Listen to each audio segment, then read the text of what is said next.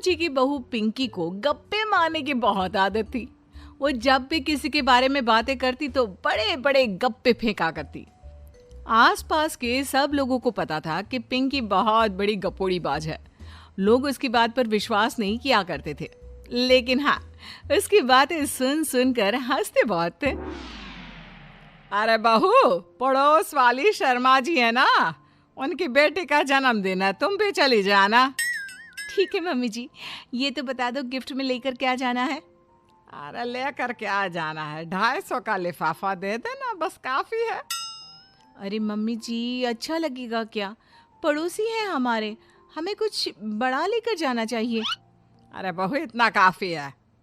जानती हैं आप, मेरे मायके में जब पड़ोस में किसी की बर्थडे होती थी ना, तो मम्मी कुछ ना कुछ गोल्ड का ही देकर भेजती थी। पड़ोसी के बर्थडे में सोना? कैसी बातें करती हो। और नहीं तो क्या, आपकी तरह थोड़ी ना लिफाफा पकड़ा दिया। पिंकी शर्मा जी की बेटी के जन्मदिन में चली जाती है। अरे आज तो बड़ी सुंदर लग रही हो साड़ी में। जी मैं तो लहंगा पहनकर आने वाली थी, मम्मी जी नहीं मानी।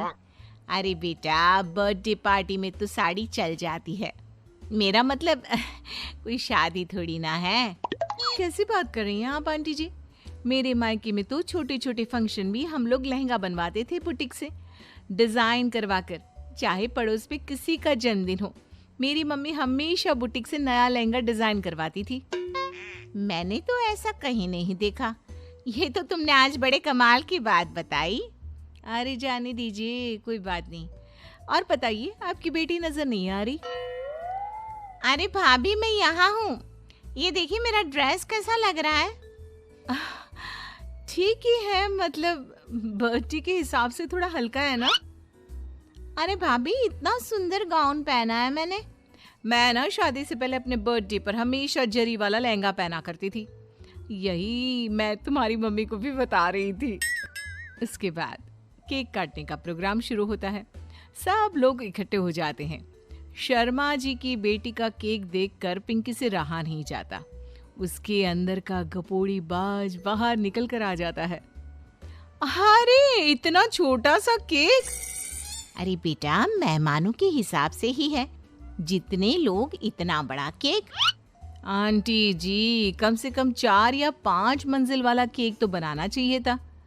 आपकी बेटी का बर्थडे रोज रोज थोड़ी ना आता है। मेरे बर्थडे पर हमेशा पापा 4 केक बनवाते थे, सारे केक 4-4 मंजिल के होते थे। वहां पर सारे लोग उमा जी के मोहल्ले के ही थे और वो पिंकी के गप्पे मारने की आदत से अच्छी तरह वाकिफ थे, इसलिए सब लोग उसकी बात सुनकर हंसने लगे, लेकिन किसी ने पिंकी से कुछ नहीं कहा। एक दिन सुबह सुबह पिंकी ने अपनी सास से कहा, मम्मी जी, मेरे मम्मी पापा मुझसे मिलने के लिए यहाँ आ रहे हैं। अरे वाह, ये तो बहुत अच्छी बात है, उनके आने की तैयारी करो, अच्छा अच्छा खाना बनाओ। वैसे कब तक आएंगे? मम्मी जी फ्लाइट से आ रहे हैं, कल शाम को 4 बजे की फ्लाइट है। फ्लाइट? लेकिन बेटा, तेरा मायका तो यहाँ से 2 घंटे की दूरी पर है, तेरे मम्मी पापा फ्लाइट से कब से आने लगे? अरे मम्मी जी, आपको पता नहीं है, मेरे मम्मी पापा ना आधे घंटे की दूरी के लिए भी फ्लाइट का टिकट बुक करवाती है। अरे गप्पे थोड़े कम मारा करो बहू, कोई फ्लाइट से तब आएगा ना जब यहाँ पर एयरपोर्ट होगा। तुम्हारी मम्मी क्या उड़कर आएगी घर में? अरे हाँ मम्मी जी, मैं तो भूल ही गई थी। वो क्या ना, मेरे मम्मी पापा हमेशा फ्लाइट से ही ट्रैवल करते हैं, तो मेरे दिमाग से ही निकल गया था। अगले दिन पिंकी के मम्मी और पापा पिंकी से मिलने के लिए उसके घर आते हैं। आइए आइए जी, आपका बहुत बहुत स्वागत है। और समदन जी, हमारी बेटी की कोई शिकायत तो नहीं ना? ठीक से संभाल लिया है ना आपका घर?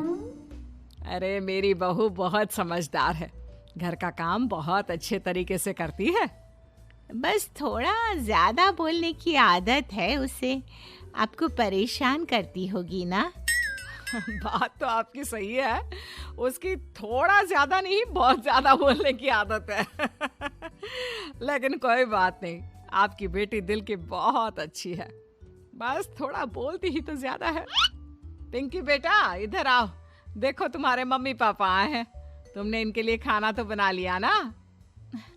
वो क्या है ना मम्मी जी, आपसे एक बात कहनी थी। हाँ हाँ बोलो बहू, क्या बात है? डरने की कोई जरूरत नहीं। वो मम्मी जी, मैंने सोचा मम्मी पापा आए हैं तो खाना बाहर से मंगवा लेती हूँ। अरे कोई बात नहीं बेटा, वैसे भी तुम किचन में काम करने लग जाती तो अपने मम्मी पापा से बात कब करती।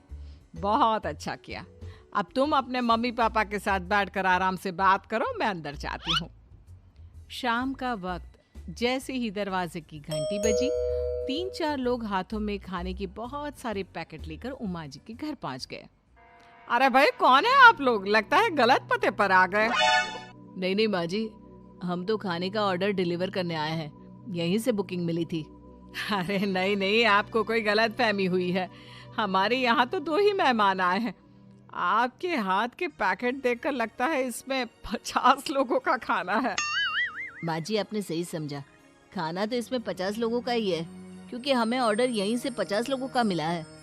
अरे लेकिन इतना सारा खाना, कहीं मेरी बहू ने अपनी गप मारने की आदत के चलते ऐसा तो नहीं कर दिया? ये खाना आप रख लीजिए और हमें हमारे पैसे दे दीजिए। अच्छा, वैसे कितने का बिल बना है?